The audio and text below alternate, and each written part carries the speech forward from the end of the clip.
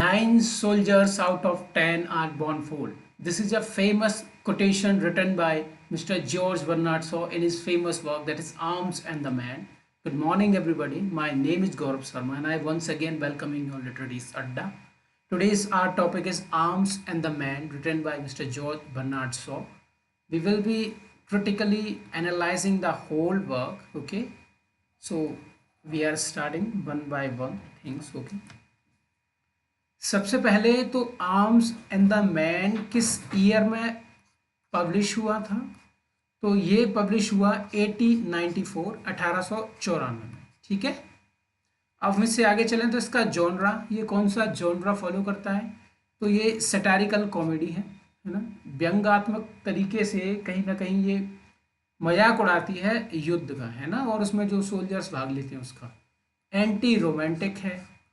Romanticism can be considered in many ways, है ना, कह सकते हैं जैसे कोई वॉर में रोमांटिसिज्म ढूंढ रहा है, जैसे लड़ने को कि मतलब ऐसा कि वहाँ तो युद्ध हो रहा है। जैसे हम लोगों को देख लीजिए, कुछ समय पहले आपने अपना सोशल मीडिया खोल के देखा होगा तो यूक्रेन और रशिया का वॉर हो रहा था, है ना, तो बहुत से लोग उसमें कह रहे थे अभी तो कुछ हुआ ही नहीं है, कुछ बड़ा होना चाहिए।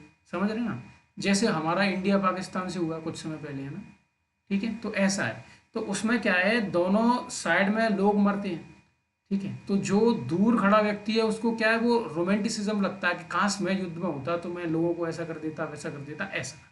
तो ये एंटी रोमांटिक है, ये बिल्कुल भी रोमांटिसाइज नहीं करता है वॉर को, है ना, डिग्रेड करता है। जबकि अब इसके स्ट्रक्चर की बात की जाए तो ये 3 एक्ट में लिखा हुआ एक प्ले है। ठीक है, सेटिंग की बात की जाए तो बल्गेरिया में रखी गई है ना, ये कंट्री है। During and after the Serbo Bulgarian war, year है 1885। याद रखना, बहुत जरूरी चीज़ें हैं ये, इनको आपको अपने दिमाग में रखना है। ठीक है, सर्बो बल्गेरियन वॉर को बेस बना के इसको लिखा गया है आर्म्स एंड द मैन को।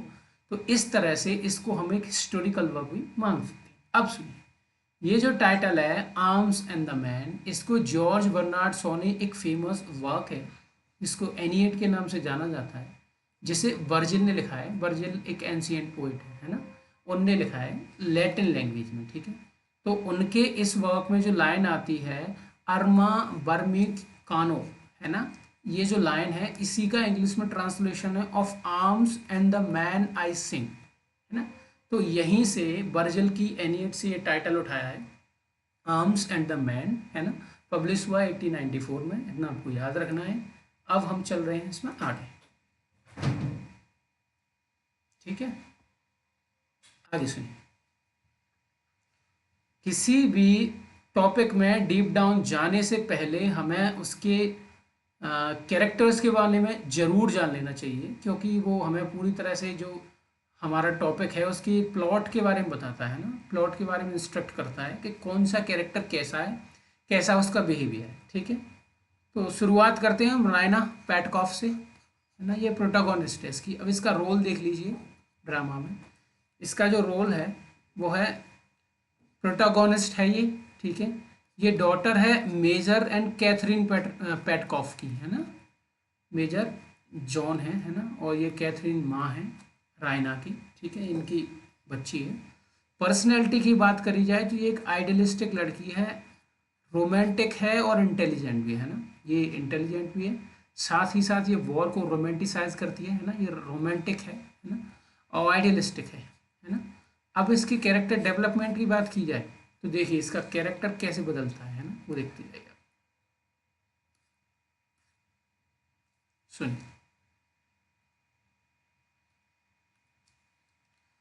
Start with naive views of love and war.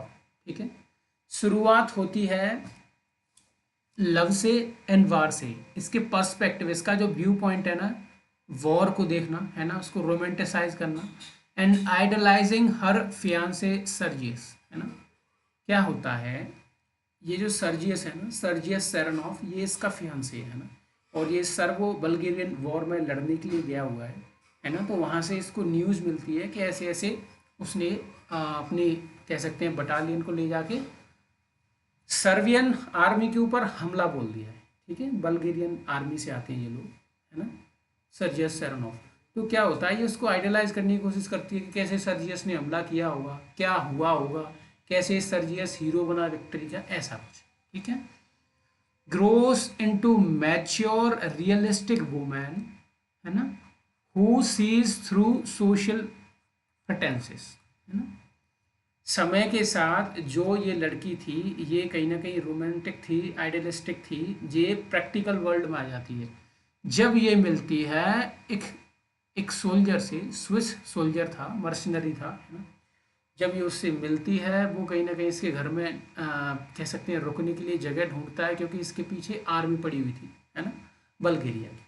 तो ये घुस जाता है, तो वहीं से कहीं ना कहीं जब ये टच में आती है, जिसको ये चॉकलेट क्रीम सोल्जर के नाम से बाद में पुकारती है, ऑल्दो उसका नाम कैप्टन बिलंचली होता है। ठीक है, तो जब से ये उससे मिलती है, उसके प्रेम में पड़ जाती है, तो इसका जो पूरा कैरेक्टर है वो पूरी तरह से चेंज हो जाता है। तो इसका कैरेक्टर जो है वो ग्रो करता है, मैच्योर हो जाता है। ठीक है, रियलिस्टिक वूमेन बन जाती है ये, हु सीज थ्रू सोशल प्रेटेंसेस, है ना। तो वो समाज की गहराई में तैरने लगती है, वो समझने लगती है समाज में क्या हो रहा है, क्या कंडीशन है, वो अपना एक पार्ट चूज कर लेती है। सुन,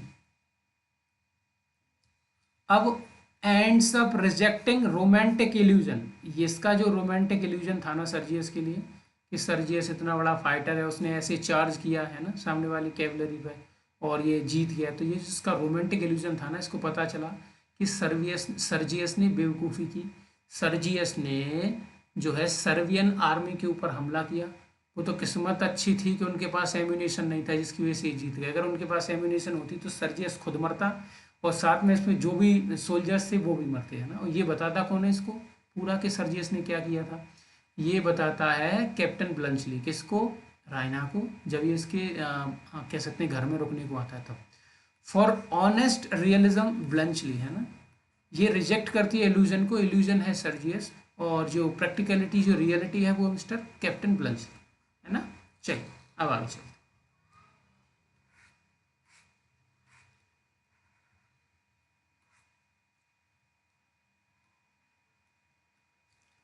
अब इसके सिग्निफिकेंस की बात की जाए, represents the transition from illusion to reality in Shaw's critique of romantic ideals, है ना।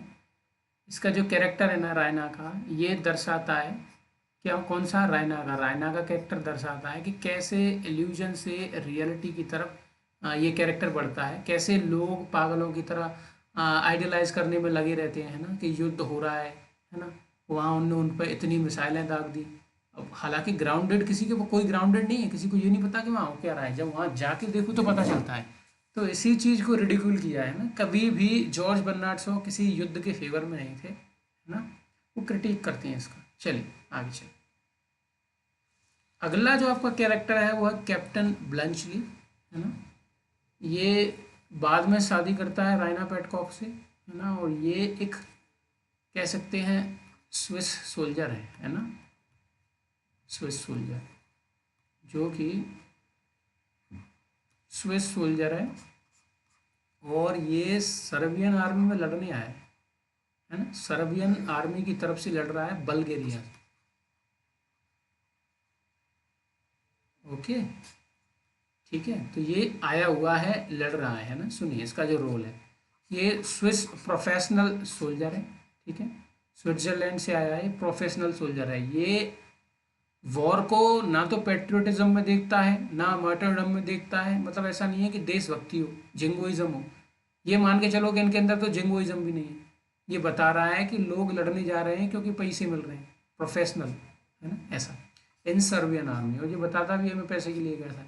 इवन मैं अपने साथ बंदूक की कार्ट्रिज की जगह चॉकलेट रखता हूँ।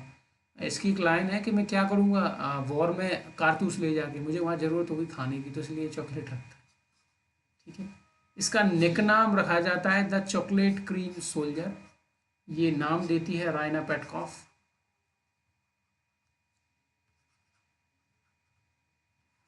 ठीक है, इसकी पर्सनैलिटी के बारे में बात की जाए तो ये प्रैक्टिकल है, विटी है, ऑनेस्ट है, अनरोमांटिक है। जब प्रैक्टिकल होगा तो रोमांटिक तो हो नहीं से रहा, क्योंकि रोमांटिक इज समथिंग इमेजिनेटिव, है ना, इमेजिनेशन हो। अब इसके कैरेक्टरिस्टिक्स देख लीजिए आप कैप्टन ब्लंचली का, है ना, सुनिए। Carries chocolate instead of ammunition, है ना, एम्यूनेशन का मतलब होता है गोला बारूद मान लीजिए, कारतूस मान लीजिए, कार्ट्रिज।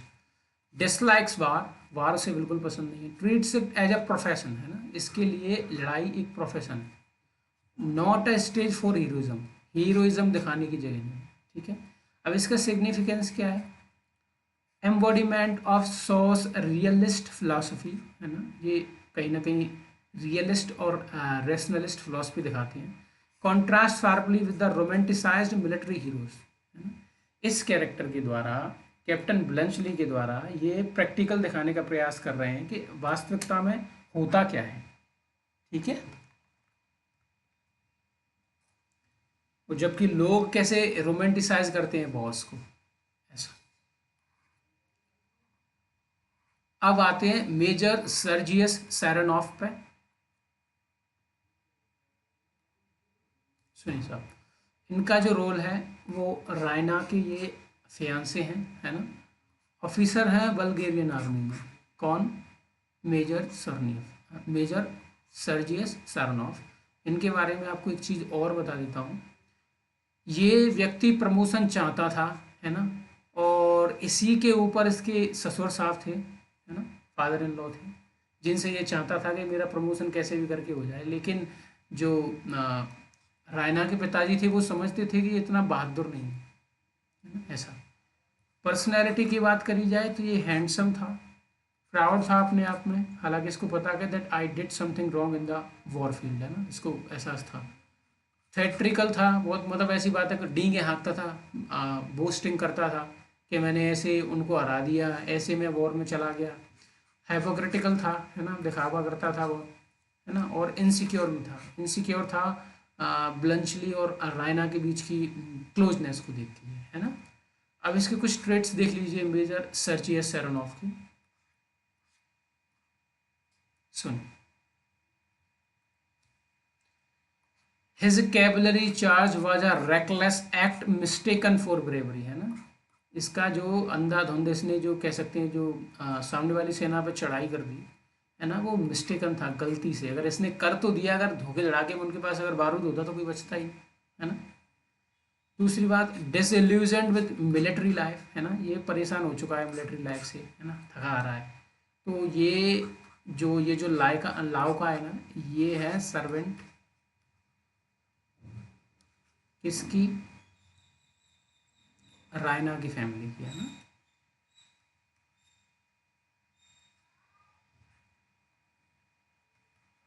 रायना की फैमिली की सर्वेंट है लावका, है ना।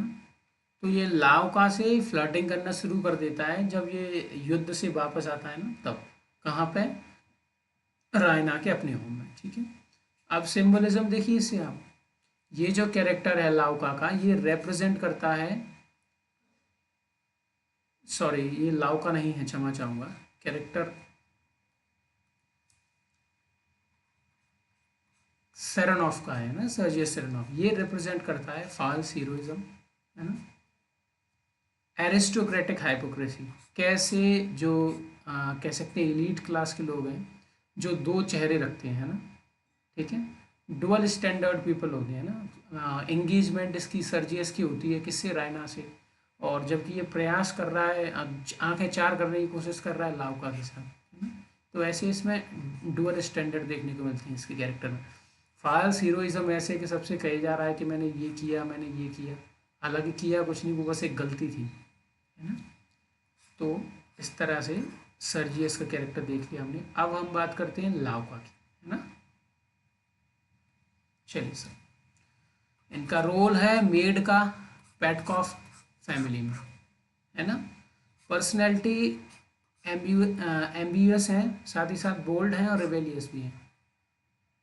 एम्बिशियस कैसे हैं? एम्बिशियस ऐसे हैं कि ये चाहती हैं मैं हमेशा नौकरानी ना बनी रहूं, किसी हायर क्लास में किसी के यहाँ जाके शादी करूं या किसी रिच फैमिली में मेरी शादी हो। बोल्ड ऐसे हैं कि वो केयर नहीं करती हैं, वो क्लियरली बोलती हैं, सर्जियस सेरोनॉफ से that you can not do these things like with me, है ना, you suppose to marry with me if you are doing some sort of flirtation with me, है ना, यदि आप मेरे साथ फ्लर्टेशन कर रहे हो, फ्लर्ट कर रहे हो, तो आपको मेरे साथ शादी करनी पड़ेगी। इतनी बोल्ड थी वो, भले ही सर्वेंट थी, ठीक है। रिवेलियस ऐसे थी कि इसका जो मंगेतर है वो है निकोला, ये मेल सर्वेंट है पेटकॉफ फैमिली में, ठीक है। तो ये इससे कहता है पागल नहीं हुए हो, you are not a fool person, you suppose to understand that you are a servant and you suppose to be act like a servant, don't try to be I should say aristocratic people, है ना, don't think like them, उनकी तरह मत सोचो, ज़्यादा पैसे वाली बनने की कोशिश मत करो, ज़्यादा ऊंचे ऊंचे ख्वाब मत देखो, आप नौकरानी हो, नौकरानी बन के रहो, है ना, ये से शादी करना चाहता है। लेकिन इसके थॉट इतने रिवेलियस हैं कि ये कहती हैं तुम नौकर बन के जियो, मेरे को नहीं जीना, है ना। और अंत में कैसे भी करके लाउका सर्जियस सेरेनॉफ को डिसीव कर ही लेती है और इसका स्टेटस उठ जाता है, ये उससे शादी कर लेती है। ऐसे ये कह सकते हैं पुअर क्लास से हायर क्लास में, एलीट क्लास में पहुंच जाती है ना। ये अब इसका इंपॉर्टेंस देखिए आप, क्रिटिसाइजेज द क्लास सिस्टम, है ना, क्लास सिस्टम, एक रिच क्लास है, एक पुअर क्लास है ना, and demands respect as a human being, है ना, वो कहती है कि सब बराबर के हकदार हैं सम्मान पाने के, है ना, मैं भी इंसान हूँ, आप भी इंसान हो, मैं गरीब हूँ तो क्या हुआ, ऐसा कुछ, है ना। चलिए यार सुन, manipulates Sergius to admit his feelings, है ना, इवेंचुअली मैरियर, अंत में ये जो है शादी करने के लिए मना लेती है, ठीक है। अब इसमें आप सिग्निफिकेंस देखिए, a symbol of rising lower class assertiveness, है ना, जो लोअर क्लास असर्टिवनेस होती है ना, कि मतलब ऐसा कि हम तो गरीब हैं, कमजोर हैं, है ना, निचले स्तर पे आते हैं, and the disruption of traditional class structure, और ये कैसे एक जो पुराना ऑर्थोडॉक्स क्लास स्ट्रक्चर चला आ रहा है ना, कि गरीब नीचे ही रहेगा, गरीब नौकर बन के रहेगा, है ना, तो उसको ब्रेक करने की कोशिश करती है ये, ठीक है। चलिए अब बात करते हैं कैथरीन पेटकॉफ की, ये रायना पेटकॉफ की माँ है। सुनिए इनका रोल क्या है, ये रायना की मदर है, ठीक है, mistress of the Petkoff house hold, है ना, मेजर पेटकॉफ की वाइफ है, ठीक है। अब इनकी पर्सनैलिटी कैसी है, ये सोशल क्लाइंबर है ना, प्रेटेंशियस हैं, इमेज कंसियस हैं, इनको इस बात से बहुत फ़र्क पड़ता है कि लोग मेरे बारे में क्या सोचते हैं, है ना, और ये खुद को प्रेजेंट करते हैं एक सोशल क्लास के रूप में ना, कि मैं एक लोअर क्लास से आती हूँ, मैं बहुत हायर क्लास से बिलोंग नहीं करती हूँ, मतलब नॉर्मल ह्यूमन बीइंग की तरह बिहेव करने की कोशिश करती है ये पर्सनैलिटी कैथरीन पेटकॉफ की। अब इनका फंक्शन क्या है ड्रामा में, सुनिए,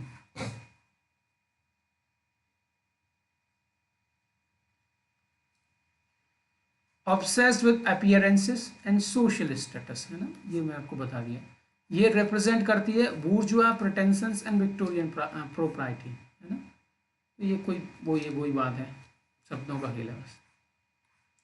मेजर पेटकॉफ का जान लीजिए आप थोड़ा सा, सुनिए इनका रोल क्या है, ये रायना के फादर हैं, ठीक है, रिटायर्ड बल्गेरियन आर्मी में ऑफिसर हैं, कौन, पॉल पेटकॉफ, ठीक है।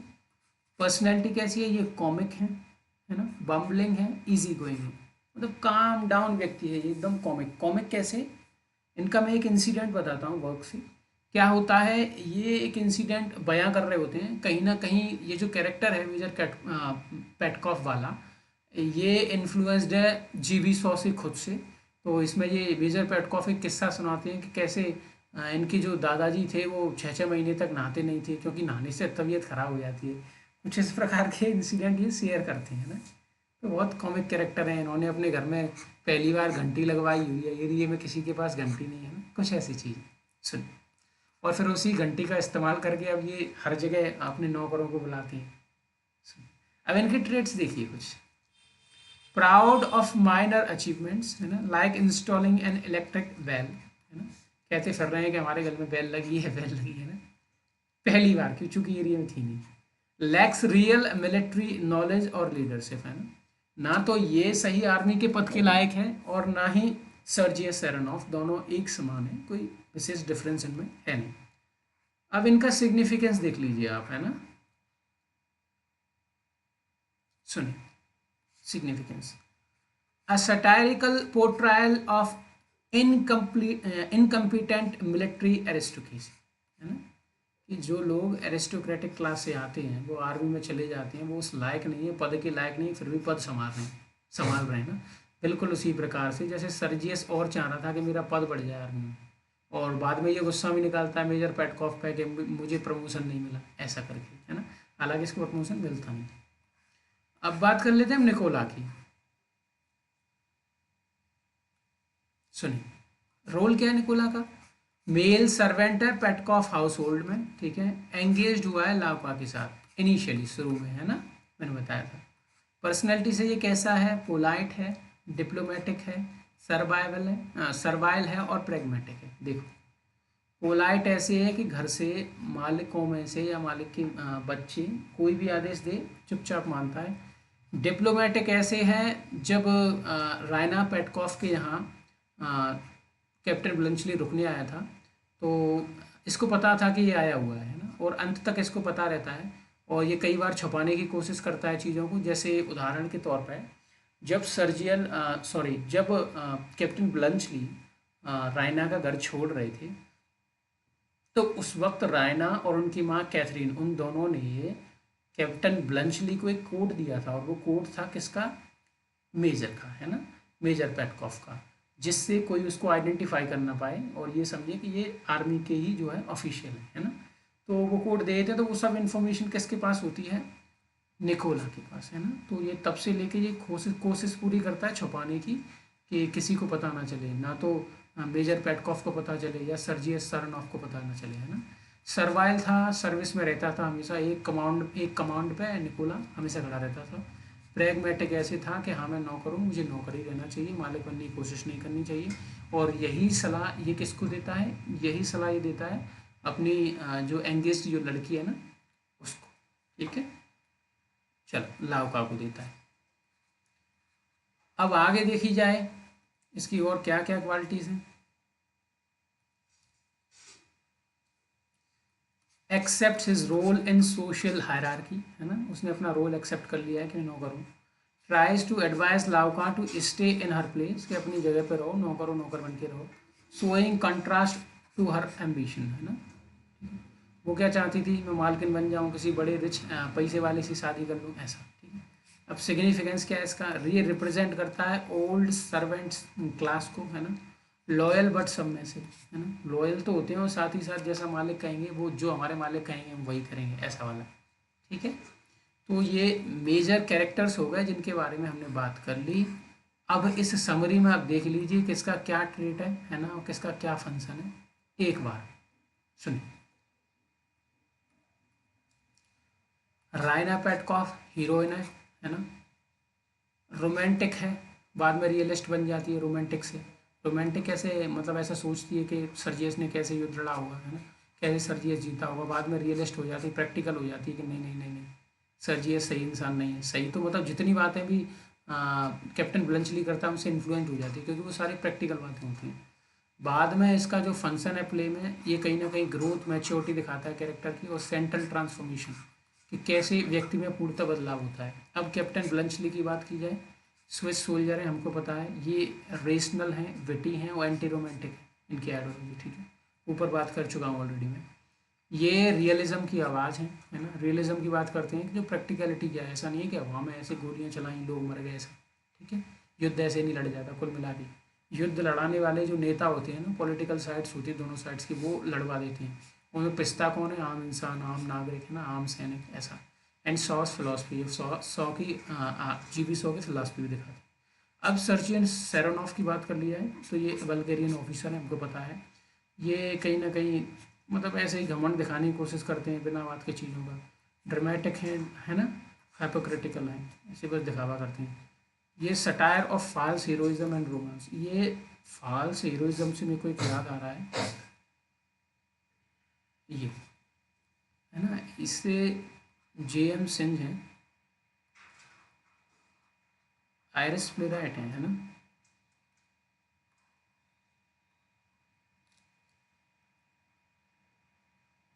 आयरिस प्ले राइट हैं जेएम सिंह, उनने एक फेमस प्ले लिखा है।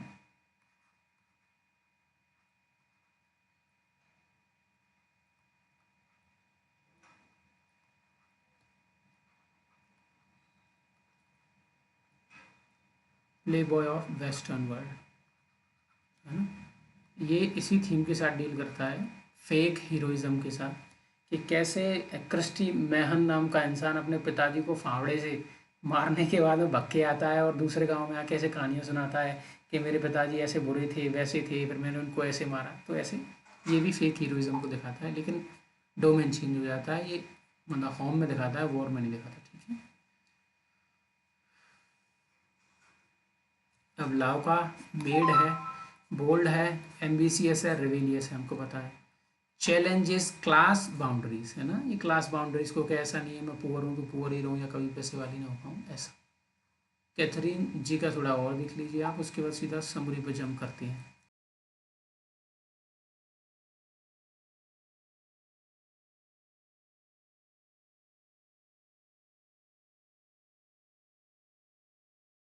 कैथरीन पेटकॉफ, है ना, ये रायना की मदर हैं और सोशल क्लाइंबर है ना। ब्रिटेन से ऐसे दिखावा करती हैं। रिप्रेजेंट अ बोर्जुआ वैनिटी, है ना, जो कह सकते हैं जो मिडिल क्लास के लोग हैं उनकी वैनिटी को ये दिखाने का प्रयास करती हैं।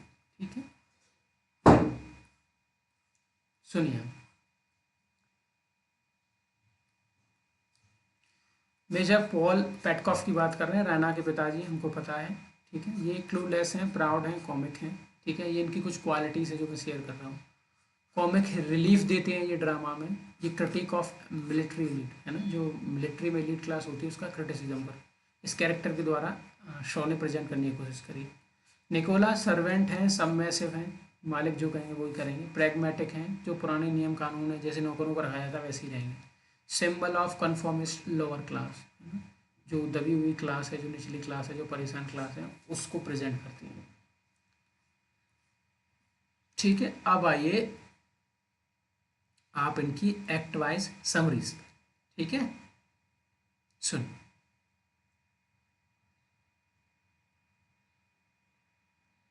देख, एक्ट वन, इसकी जो मेन थीम है वो है romantic ideals versus realistic war, है ना। चल देख, सबसे पहले तो जब भी कोई ड्रामा हो तो आपको पता होना चाहिए फलाना फलाना एक्ट कहाँ खुला, ओपनिंग सीन क्या है ना। तो इसकी सेटिंग देख लीजिए। पहले एक्ट की जो सेटिंग है वो बेडरूम में खुली है, कहाँ, रायना पेटकॉफ के में। ये क्वेश्चन पूछा गया है, let me change the colour, hold on, give me 1 second. ये जो क्वेश्चन है ये असिस्टेंट प्रोफेसर एमपी का है। ठीक है, कौन सा, ये वाला, कि ये जो एक्ट वन है आर्म्स एंड द मेंस का, वो कहाँ खुलता है। तो वो खुलता है रायना पेटकॉफ के बेडरूम में, है ना। भूलना नहीं है, क्वेश्चन है, पूछ लेगा। A young Bulgarian women from an upper class family. ठीक है, रायना पेटकॉफ के रूम में खुल रहा है पहला एक्ट, है ना। अब सीन का ओवरव्यू मैं आपको दे देता हूँ।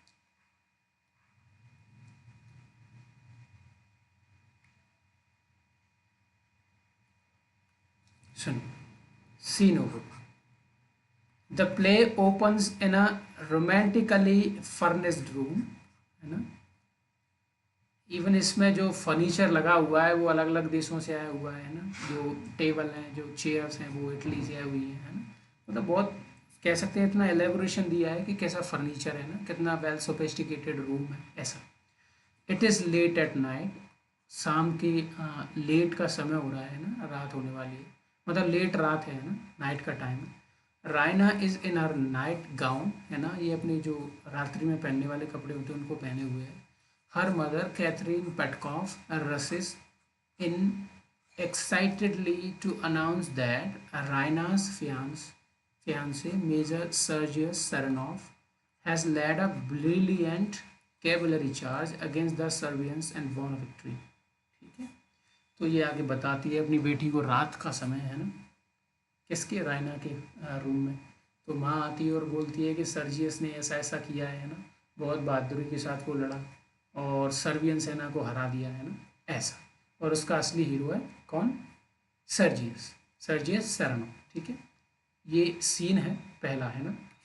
रायना इज थ्रिल्ड, है ना, रायना थ्रिल्ड है, उसे हैप्पी है। सी बिलीव्स, वह विश्वास रखती है, Sergius is a noble and heroic figure, वो मानती है कि सर्जियस बहुत नोबल और हीरोइक फिगर, मतलब बहुत अच्छा लड़ने वाला इंसान है, आर्मी को डिजर्व करता है। Confirming her belief in higher love, है ना, जैसा ये बिलीव करती है, रोमेंटिसाइज करती है वॉर को, है ना, रोमेंटिसाइज करती है सोल्जर को, जो बिल्कुल वैसा ही है। A lofty idealised view of romance and war influenced by romantic literature, है ना। यहाँ रोमांटिक लिटरेचर से कई बार ऐसा होता है, ऐसी आइडियोलॉजी दे दी जाती है कि आपने आजकल की मूवियाँ देखी हैं, कितना रोमांटिसाइज किया जाता है, जैसे कोई विलन है ना, उदाहरण के तौर पर कुछ दिन पहले एनिमल आई थी, आपने देखा होगा, बिल्कुल उसी प्रकार से ये यहाँ सैनिक को रोमांटिसाइज कर रही है, वो लोग विलन्स को रोमांटिसाइज करते हैं, बस अंतर इतना है। अब यहाँ कन्फ्लिक्ट कहाँ शुरू होता है पहले एक्ट में, वो देखिए। Suddenly the sound of gun fire happens, है ना, और ये जो गन फायर है ये सुनाई देता है किसको, रायना पेटकॉफ को। Retreating troops fill the air, है ना, a Serbian enemy soldier climbs through Raina's balcony window to escape Bulgarian troops. ठीक, देखो, जब ये इसके रूम में प्रवेश करने को होता है, कौन, कैप्टन ब्लंचली, तो उससे पहले ही जो नौकरानी है ना लाउका, वो आती है, आगे बताती है कि ऐसा ऐसा हो रहा है, सारी खिड़कियाँ विड़कियाँ बंद कर लो। माँ बोलती है, कहती है कि सब बंद कर दो, लाउका से बोलती है ना। तो लाउका से ये कहती है नहीं नहीं खिड़की खुली रहने दो, बाकी वो सब बंद कर देती है। उसके बाद लाउका चली जाती है। उसके बाद में इसकी एंट्री होती है, ये खिड़की से होते हुए अंदर प्रवेश कर जाता है, क्योंकि बाहर इसको बल्गेरियन सेना ढूंढ रही थी कैप्टन ब्लंचली को। आगे सुनिए, बाद में क्या होता है, जो लाओका आती है, गेट नॉक करती है, कहती है मेरे साथ में बल्गेरियन आर्मी ऑफिशियल्स हैं, है ना, और ये कह रहे हैं कि कोई भागता हुआ सैनिक आया आपकी विंडो की तरफ, क्या कोई है। तो ये उस वक्त डर जाती है, किससे, ये डरती है किससे, ये डरती है ब्लंचली से कि कहीं इसको ये सूट ना कर दे, है ना, मार ना दे। हालांकि वो बाद में कहता है इसमें तो गोली भी नहीं, मैं कुल मिला के वो अपना जो ओरिजिनल साइड है वो दिखाता है कि मैं तो ऐसा ऐसा हूँ, स्विस सोल्जर हूँ और मतलब भाड़े से लड़ने आया हूँ, ऐसा मर्सिनरी, है ना। हालांकि उसको वॉर से कोई लेना देना नहीं। तो अंत में वो उसको छुपा